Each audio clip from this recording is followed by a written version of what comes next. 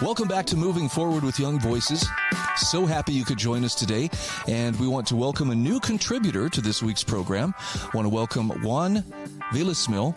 Juan, I know I'm butchering your last name, but I am so thankful to have you aboard as a guest today. And in addition to being a Young Voices contributor, tell us just a little bit about who you are and what you do. Thank you very much. It's an honor to be here. So my name is Juan Pablo. You can call me JP. It's fine. I love to write about culture, foreign policy, and Gen Z specific issues. I joined Young Voices this year. Well, actually, how many months ago? 3 months ago.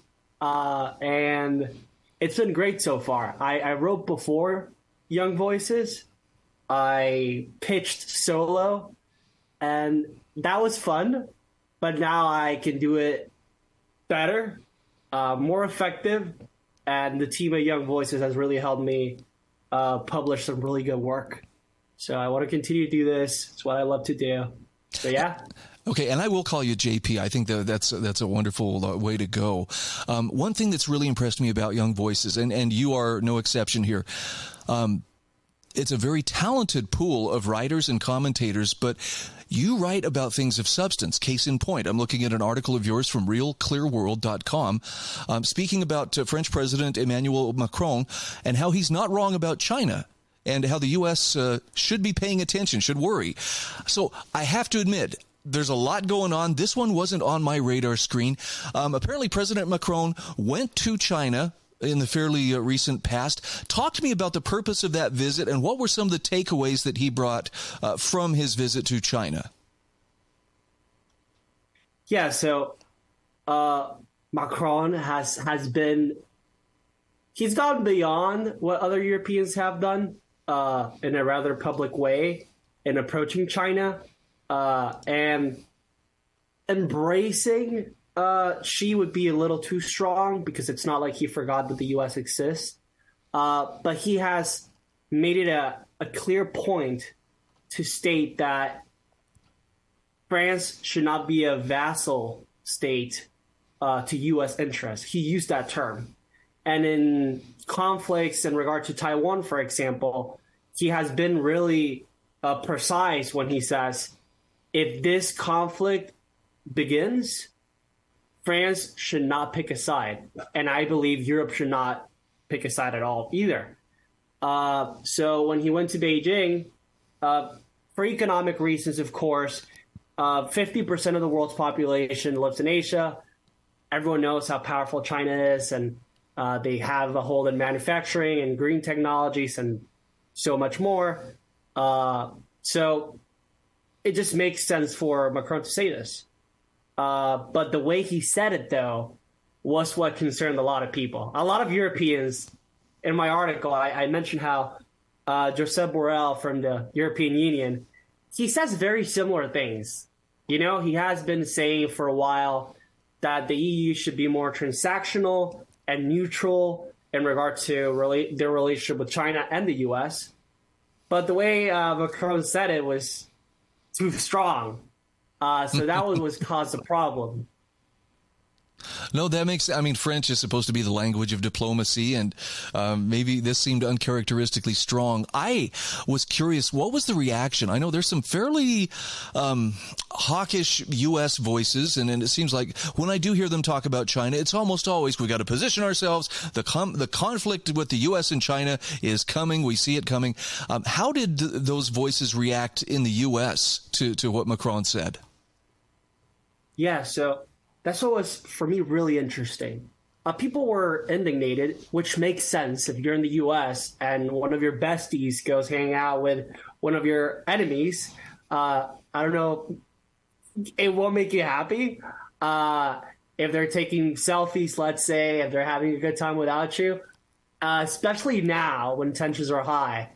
But what I didn't like, but I understand nonetheless, is that people were really quick to call Macron a fool, to say that he's just like acting irrationally.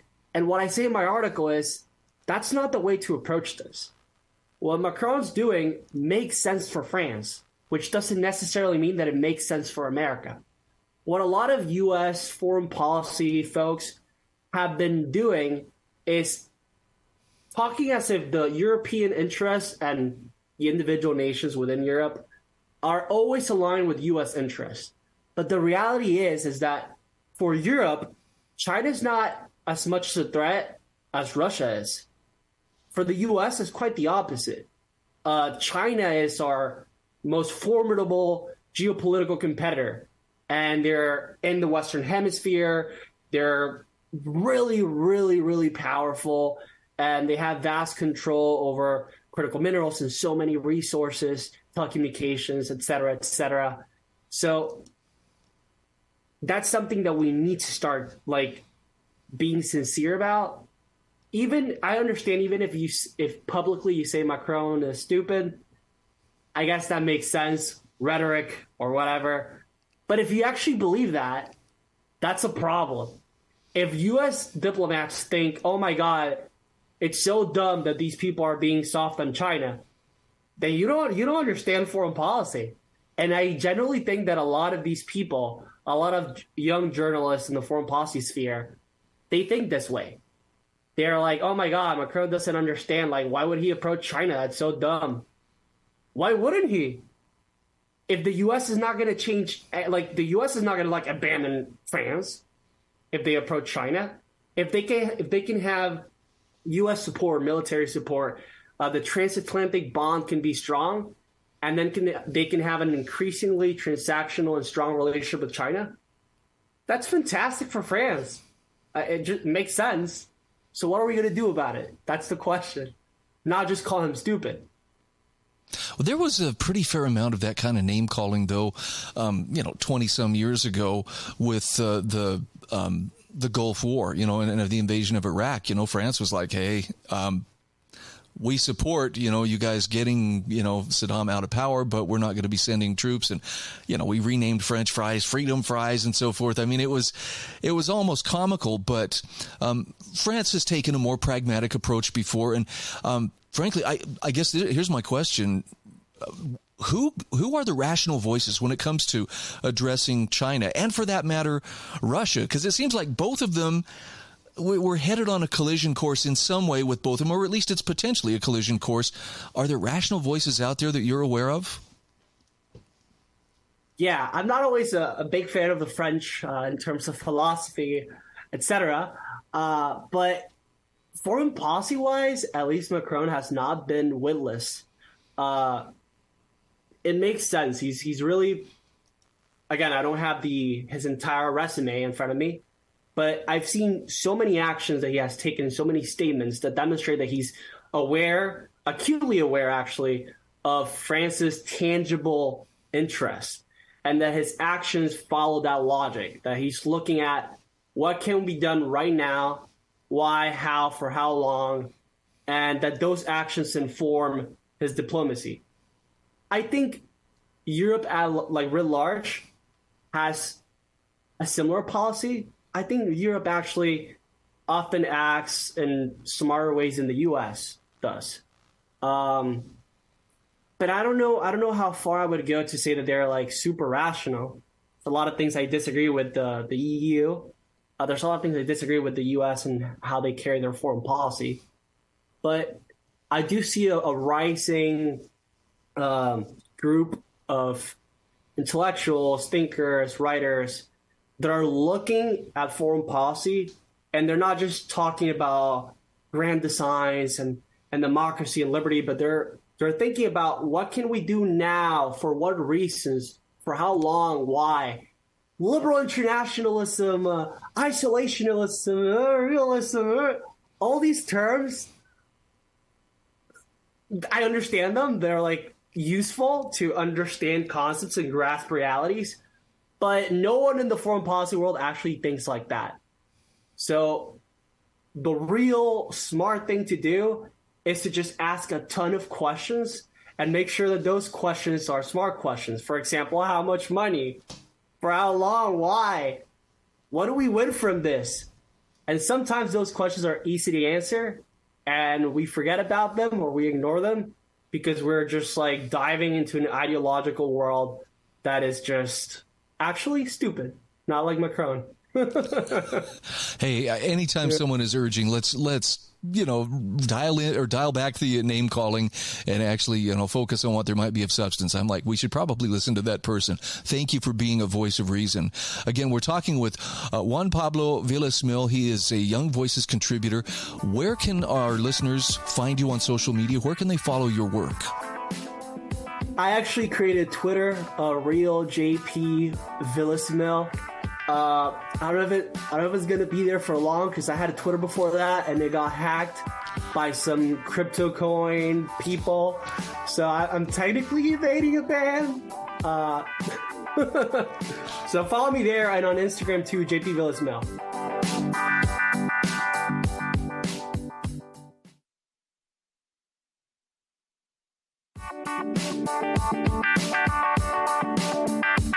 Welcome back to Moving Forward with Young Voices. Happy to welcome Donald Kimball back to the program. He is a Young Voices contributor. And Donald, I'm going to ask you to take just a moment and tell us about some of the other hats that you wear for the sake of those meeting you for the first time. Yeah, thank you so much for having me back. I appreciate it. I work for the Washington Policy Center as their communications manager, as well as being a contributor for Young Voices. So it's been a great symbiosis between the two, I think. I really appreciated the article that I'm looking at right now, and this is one you wrote for heraldnet.com regarding school choice. It's called School Choice Can Rouse Public Schools from Complacency. I told you before we went on the air, I follow this topic very close because in my home state of Idaho, this is a big deal. I know it's big in other states, but talk to me about, first of all, where does the complacency come in public schools? And then let's talk about how school choice might actually be a cure for that complacency. Yeah, well, it's been interesting to see how, especially in light of the COVID years, the shutdowns, things like that, how the school system has responded. Because naturally, when you close schools down for multiple years, Washington, I believe, was the 46th state to reopen after COVID. There was going to be a lot of learning loss, and that's what the results have shown. My colleague, Liv Finna, who is our Center for Education Director, has done incredible work. So I recommend anyone who's interested in this, go check out our WashingtonPolicy.org, look at her work. She's done amazing stuff. That's where I pull all my numbers from. But we have had just abysmal test results. Something like 62% of students could not pass adequate math, 49% in English. And the response to this has not been an introspective how do we need to adjust, how do we need to recuperate. In fact, the Office of Superintendent of Public Instruction posted an article that included a statement by a middle school counselor who said, students are not behind. They gained a lot during that time. It just wasn't what we traditionally would have taught. Now, very optimistic. I was gonna say I'm all for finding the silver lining, but that's akin to saying, children who go through traumatic events, they often form a resiliency because of those traumatic events. And it's like, yeah, like it's good that you can, be stronger from something that's difficult, but that doesn't mean that that's where you should be going or that was a good thing. We should probably be figuring out how do we move away from that. And so I think the public education system in Washington state has been trying to just dump more money into the system, and then they claim they're getting less money when that's not the case. We've increased our spending per student. We've increased on almost every metric that you can count the kinds of dollars we put in, but we haven't been getting the results. So my basic argument is that if we have school choice, then there's actual incentive to have schools do better, whether that's a private school, whether that's a charter school, or whether that's a traditional public school. If you're competing for those dollars and those students, you have more of an incentive to work yourself out of sort of these bad test results and into more of a recovery. Yep, competition isn't the dirty word that some people have made it. Yeah, exactly. And I think that, Washington State has had limited charter schools, and those have done very well for themselves. Now, they've been in districts that maybe don't have as traditionally wealthy students sometimes, and yet they still tend to outperform based on the demographics. And so I think, the moment that you have a little bit of incentive, people start thinking, rather than, again, being complacent and thinking, well, we're going to get the dollars anyway, we're going to get the students anyway. You have to think, how do we earn that? How do we actually move forward in a way that is promoting both our own good and the students' own good? So where does the greatest amount of pushback against school choice come from? I have an idea, but I want to hear you tell me, in your experience, where does it originate? It's a lot of the teachers' unions. I think that's kind of the common truth that a lot of people realize. It has also come from the Office of Superintendent and Public Instruction. And then I think that there are a lot of people who maybe hear something like vouchers and they get a little scared because that word has maybe been a little maligned in the past. And so it's kind of a combination of these things. The teachers' unions in particular want to push back because when they get funding based on student attendance and money coming in that way, they're guaranteed a revenue stream. And that, of course, then they can funnel into supporting candidates who are going to support them and things like that. And so the idea of parents having the ability to direct their funds where they want them, it means that they're not guaranteed that same level of revenue stream and membership and things like that. One of the interesting dynamics was over the COVID shutdowns, the governor, actually, who is a Democrat and tends to favor teacher union policies and things, was actually at odds with the teachers unions because he was trying to get the schools to reopen, and the teachers unions did not want to reopen the schools. I think that was a drastically harmful effect for students. And you can see, if you compare our private schools reopened much, much earlier, and they, even again, accounting for the sort of predisposed demographics of private school versus public schools, they outperformed tremendously in terms of how their testing was and how they did, because they were able to meet and effectively and safely. There were also no health repercussions from it. So all of this to say that parents like the idea of being able to choose their school. The percentages of homeschooled and private schooled students have gone up drastically, and it's still not a huge number in our state, but it shows that the appetite is there. And if we allow more parents to have access to that, because I think that the percentage growing shows that the appetite is there. It's just oftentimes people don't have the ability to pay for a private school or homeschool. If you allow them to do that with the tax dollars that they're already putting in the system, you're going to see a lot more parents will engage with school choice and choose alternate options, which again should help public schools realize we maybe need to start providing a little bit more for the students that are being left behind in the current system. Donald, what are you seeing from other states that are likewise dealing with school choice and in some cases successfully implementing school choice policies? What are you seeing that works out there? Yeah, I mean, you can look at, I think, the closest neighbor to us right now that's gone with a program that we would love to emulate here is Arizona, and their system is starting. I don't know that it's fully in effect yet. This is the first school year that it is in effect, but they have had a record number of signups. Parents are flocking to this. It is extremely popular. And I think that there might be an adjustment period. It's not, I think that one of the problems is a lot of people in politics generally, they like to sell their idea and pretend that there's never going to be a bump in the road, right? There's never going to be an issue. And you compare sort of, oh, we're in this terrible system now and we're going to move into perfection. There's probably going to be an adjustment period. There's probably going to be lessons that we have to learn. But I think that when on the other foot, a lot of people will talk about school choice. You're going to end up with so many students left behind. You're going to end up with students who don't get the education that they should because the private schools are going to do X, Y, or Z. But they fail to look at the current status quo and see that there are students that are forced to be left behind. So I think when we look at other states like Arizona, and I know that Florida's had some success, I think that you can see that when you have an adjustment period and parents are able to make this choice, then schools can kind of acclimate to that environment and start competing, and then it will start evening out the playing field, and it becomes more of a choice between good options rather than let's all flee the really bad option, which is the only option right now. You had mentioned earlier that vouchers has kind of become, a cuss word of sorts. I mean, I've seen it in Idaho as well. The people who oppose school choice just love to throw that word around.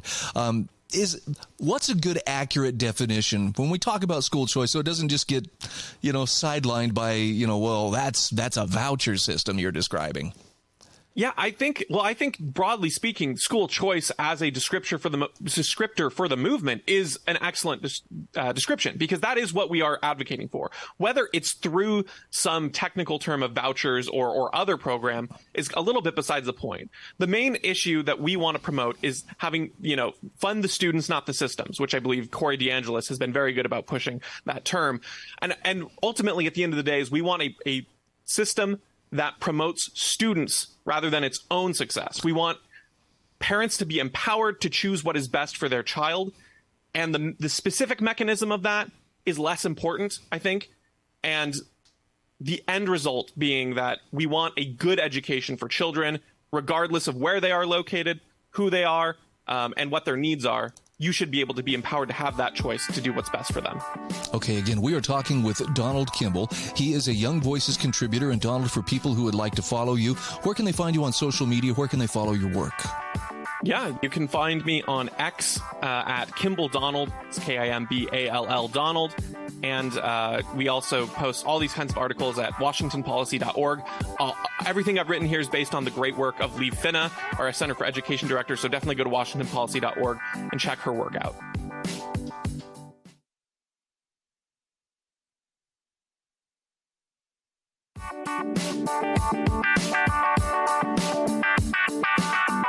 Welcome back. This is our third segment today on Moving Forward with Young Voices. We're very happy to welcome Akhila Jayaram back to the program.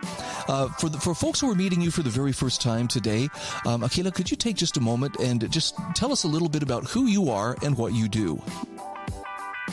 So thank you so much for the introduction, Brian. My name is Akhila, as Brian has introduced me, and I'm actually completing my PhD in physics at the University of Cambridge, and hence the article today is very relevant to what I've been doing, I would say, for almost all my adult life. I've been in academia for so long, and I'm unfortunately leaving. And I think some of the issues mentioned in the article are probably reasons for me leaving the sector as well. So it would be interesting to discuss more about this.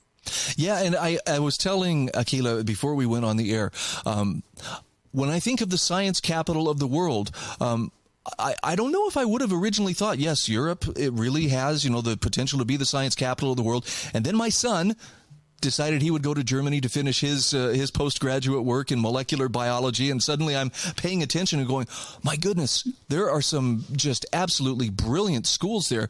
Now, your article specifically is making the case that with private funding for academia, Britain actually could be Europe's science capital. Set the stage for me. Tell me a little bit about scientific research and the scientific community in Britain as it stands right now. Yeah, thank you so much, Brian. I think in the UK in particular, science and technology has always been at the forefront, but not so much at the forefront of the government's mind. But recently, the present government has launched a set of policy initiatives. I mean, every other day I see an announcement of yet another £1 million being directed towards AI research, being directed towards high-risk and high-reward research. And also the chancellor, so that's the secretary, the person who's responsible for treasury in this country, announced a 3.5 billion investment into science and technology in his speech, where he sets out the government's priorities in terms of funding. But I think where people have been missing the sort of point is when it comes to scientific talent. Of course, we have amazing top universities, Oxford, Cambridge, Imperial, UCL, you name it. We have the top universities who have had hundreds of years and sometimes even, close to, I think Oxford and Cambridge are close to 800 years old or more. But no one's really talking about, young researchers and they're the future leaders of tomorrow, but no one really, talks about them. There's all these high-level sort of policy funding and, money being pushed in, but it's not being seen in terms of the talent for the country. So I think that's where Britain is at the moment, and that's something they could improve on in the future. I'm just curious, too. How do other countries in Europe stack up in terms of what they have to offer, academically and in pursuit of science? So I think it's fairly similar in terms of research salaries. I think research salaries across Europe is low, with the exception of Switzerland, where if you convert it to pounds, it comes to about 80,000 pounds as an average. But again, living costs there are quite high as well. And if you look at the US, if I convert it to pounds, it's about 50,000 pounds. And I think Western Europe tends to be somewhere in the median of 34,000 pounds, as I mentioned in the article. So I think salaries everywhere is low, but I think in the UK, what we have, which is a bit different, is high immigration costs. So in Western Europe, it's like hundreds of pounds to immigrate into the country, especially, science is a global field. It's a bit different compared to, I would say, more traditional industry where you can get homegrown talent here, because in science, ideas can come from anywhere.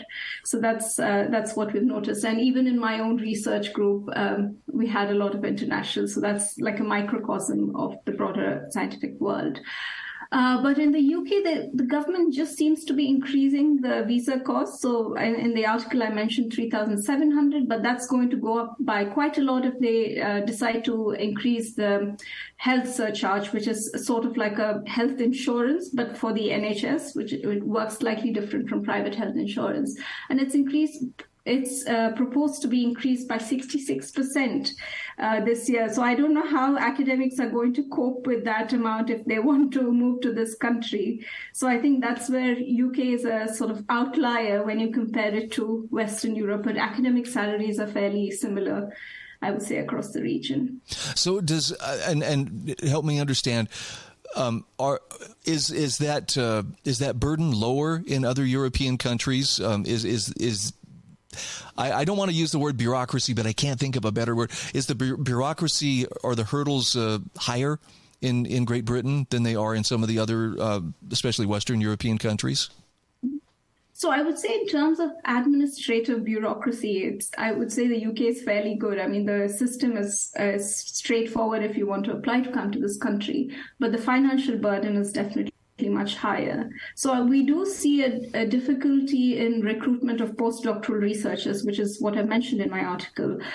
People, at that point of time, people tend to have families. So if it's costing like £15,000, as I mentioned, to bring an entire family here, I think people would just choose to go elsewhere. And I think the burden also falls on women who might have families and, trying to move everyone here would be a challenge. And then again, what's happening to diversity in science? And that's a different topic altogether.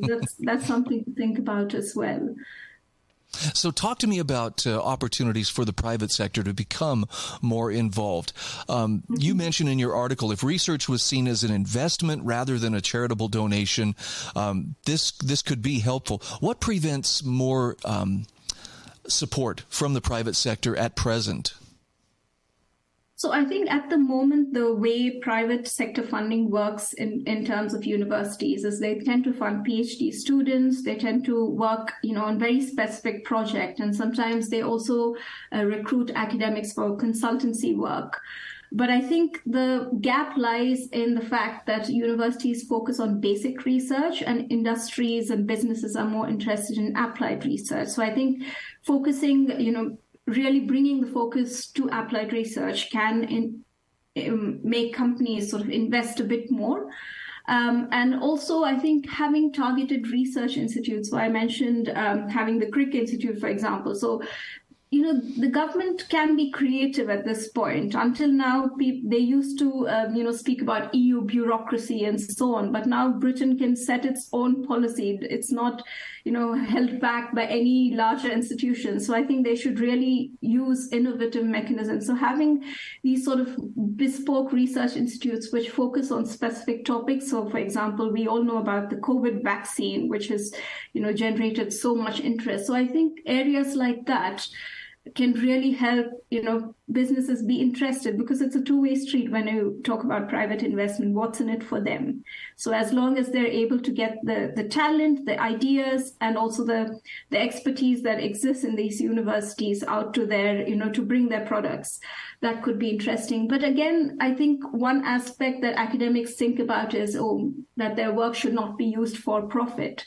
But we live in a marketized world, and I think academics also need to change their mindset. Not everything can be done not for profit. I think we limit ourselves if we sort of stick to that.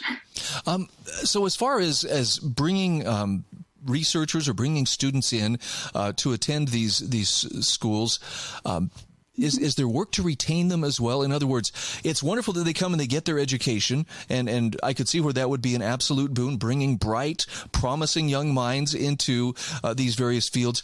Is it in the interest of these institutes, for instance, though, to keep them or to try to persuade them to stay on as researchers or perhaps teachers or professors? Yeah, absolutely. I think it's in their interest because you need to build the next generation of researchers. So generally, people in the UK tend to move to, say, Switzerland, Germany. So Switzerland due to the higher salaries. Germany because they can build independent research careers, especially at the Max Planck Institute. This is a bit of a personal anecdote, but a friend of mine who completed his PhD and who's doing a short postdoctoral fellowship has been offered a position as a group leader. So that's something that, in the UK, it's not possible yet. It takes a long time to get there. So I think it is in the interest of this country to retain the talent that they've trained and the talent that comes from outside as well, because how else are we going to become a science and tech superpower? This is very exciting. And like I say, the only personal stake I have in this is I'm watching my son go away to school in Europe and to study some good, heavy science. And it's exciting to me to know that there are so many opportunities. And I love your advocacy for, so why don't we make Britain, the science capital? I'd be just as happy to see him, find a place, doing research there as well. Tell me this, Akhila, for people who are following you or want to follow you on social media or otherwise would like to follow your writings, where's the best place that they can do that? So I am on X, formerly Twitter, as Akhila_Jayaram, and you can find me there, and I post all my work on there. So if you want to follow me, that's where I am. Okay. Thank you so much for being my guest today, and I wish you all the best. Thank you so much.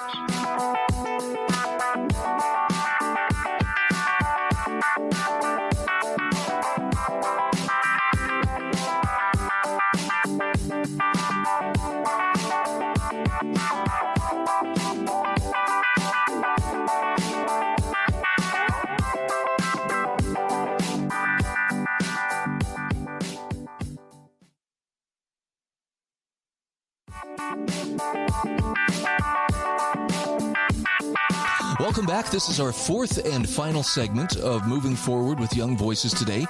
Happy to welcome another new Young Voices contributor to the program. At least this is his first time on the program. Hunter Thomas joins us. And Hunter, tell us just a little bit about yourself. Tell us who you are and what you do. Yeah, so my name is Hunter Thomas. I'm from Albuquerque, New Mexico. I am a law student in Mexico, and so I'm finishing up my last year. Looking forward to taking the bar and finally getting into practice, not being in school anymore. But I graduated from Brigham Young University in 2020 and got a political science degree. And like I said, going to finish school here soon to go out in the real world and work. So. Fantastic. And I'm really enjoying your article that I was looking at from freethepeople.org. Is SCOTUS skepticism merited? Now, I've heard some pretty strong skepticism directed at the Supreme Court, particularly in the last year and some odd months. There have been some pretty big decisions that have been handed down. Talk to me about the skepticism that you're referring to. Where is that coming from? Well, maybe it's what I've seen online or what I've seen where I live. But I think there has been a lot of people who are concerned about where the court is headed towards. They're concerned about the court's decision making and really believe it's going into a place where it's basing decisions off of partisan political positions. And I wanted to push back on that. I don't think the court is headed in that direction. The court has always been I believe, a changing force. It has a pendulum swing to it. And so I wanted to tell people, even though there are things that you might be concerned about or, not agree with the court's decisions, to respect that the court is still a legitimate institution. And and that there's going to be things that you're going to disagree with that they decide on. I have to admit, I was really surprised at a couple of the decisions, the Roe v. Wade decision, the Bruin decision, even the affirmative action decision. And maybe this is because I'm one of those, maybe I'm a skeptic, a closet skeptic who's kind of like, well, I don't know, the Supreme Court's, rarely on the side of freedom. But I think they have actually done a very good job this last little bit in affirming that there are some proper limits to either what the federal government may rightly do or, in some cases, what state governments might do. Is there anything on the radar screen that likewise might generate more skepticism on the part of the people who've been lately expressing skepticism over whether the court is just a front for the political right? Well, there's been some recent concerns, and this might be from another article, but there's been a lot of ethical concerns in terms of Justice Thomas and Justice Alito. There's been articles that have been written about them both specifically, but I would also push back and say there's, other justices who were appointed by Democratic presidents have also had some potential ethical issues. And so I don't think it's necessarily that one side is coming out and deciding to, be unethical because they want to make whatever decision they can or want. I don't view it that way. But I think there might be some other concerns about the future of the court. We have a presidential election coming, and President Trump looks like the nominee. That could change. But let's say there's a Republican president in 2025. That could change the court even more. I mean, we could have another retirement from a liberal justice, but I think most importantly, there might be a concern over Justice Alito and Justice Thomas's health, and they may retire. And so if President Biden is reelected, there may be another shift in the court. But I do believe that most of the concerns come from the recent decisions of Roe versus Wade, Bruin, and affirmative action that just came out this past term. We're going to see some interesting cases, specifically about the Chevron deference, which has to do with the administrative state. I think some liberals are concerned about, and so I think there might be more skepticism if the court were to adjust or even strike down that deference that the court gives to administrative agencies. And so I think we're going to continue seeing the skepticism as long as where the majority is right now. But that could also change with some of the future decisions or depending on the presidential election. Okay. Talk to me about the court's decisions. There's an impression that, well, these were all razor thin, 5-4 decisions. You point out in your article that most of these decisions, even the controversial ones, really weren't that much of nail biters. And frankly, there's a lot of stuff that the court has been, pretty united on. It doesn't appear partisan. Right. I think a lot of people, and I'm talking about this, I think Americans as a whole, there's a poll that came out that shows there's a lot of Americans that are showing a lot of mistrust in the Supreme Court. But I think my argument is to the left right now and saying that, look, we're not, the court is not overturning tons of precedent. You may think it is, right? But the court has turned over tons of precedent, more precedent than right now. This court has discussed and decided on important issues, and that may give a perception of the court is overturning so much, but that's not necessarily true when you look at the numbers. And again, a lot of most of the court's decisions are unanimous or close to unanimous, and that's not really taken into account in the liberal media, unfortunately. And so that portrays a picture for people. I do cite that 3 of the most controversial decisions, affirmative action, including other 2, really were 6-3 decisions, and the rest were close to unanimous or unanimous. In fact, there were some surprising decisions from the court to strike down, the independent legislative theory that was brought up during the 2020 election. That was struck down by the court, and that included conservatives. There was also a surprising decision about Native Americans and when Native American children are being adopted, whether they should stay with a Native American family or, leave that community. And the court said, we believe that those Native American children should stay within those communities of Native Americans.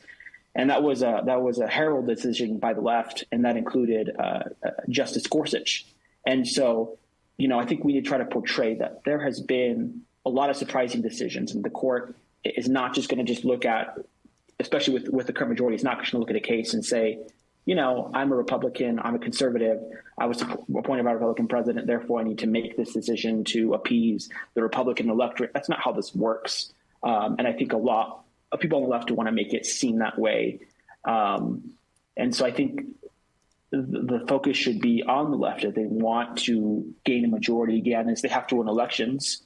They have to appoint serious people on the court and have to work within the system. They can't just decide to pack the court because they're worried about democracy. Their side has also had some big wins. Obamacare was one of them. And conservatives, instead of deciding we're going to pack the court or we're going to try to talk bad about the court, we decided to focus on electing a Republican president and put in serious justices. And that's what we did. And we have that majority now. That was from a lot of decades of work. And so the left needs to put in that work if they want to see some serious jurisprudence on their end.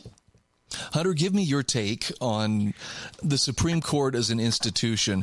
I've been taught, and I tend to lean towards the idea that the system of governance that the founding generation gave us was never intended to hang on who was appointed to the Supreme Court or not. It was just one of numerous tools that were there to make sure that everything was working together, checking and balancing. Have we somehow shifted our perception to where we put too much emphasis on who's on the court and their political leanings and, the potential for the court to be politicized? And are we seeing this accurately, or is this just our imaginations getting the best of us? No, I think recently, and we can cite past nominations. I don't think this is new as in 5 or 10 years ago, even though it seems like it. But, Judge Bork, Robert Bork was someone that was nominated and was not successful in becoming a Supreme Court justice. Justice Thomas went through a difficult process as well when he was nominated to the court. And so I think this has been going on for probably, 20, 30 years, where we've seen some of this politicization, but we haven't really seen much of it and really the mark of it within, I think, 5 to 10 years. And it's unfortunate. I think the founding fathers, like you mentioned, are intended that, the court look at laws that Congress or state passes or the president, executive action, whatever it may be, to look at and see if it's constitutional or not, and then decide on its merits and then move on. And that's what the court, I believe, in my opinion, is doing. That's what they're restoring. And so that's why I'm trying to tell people, look, this is part of this. This is part of the process. This is part of the system. And so I hope that with our current political climate that we can change. I think the parties should kind of change what they think about the court. And I think maybe potentially that could change the way we look at the nomination process. But I do believe we've crossed the Rubicon. I think we crossed that Rubicon a long time ago, where these are going to be very political nominations, and there's going to be a political process to get them on the court. And that's unfortunate.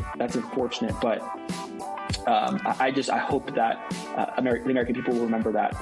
Okay, again, we are talking with Hunter Thomas. He is a Young Voices contributor. Hunter, thank you so much.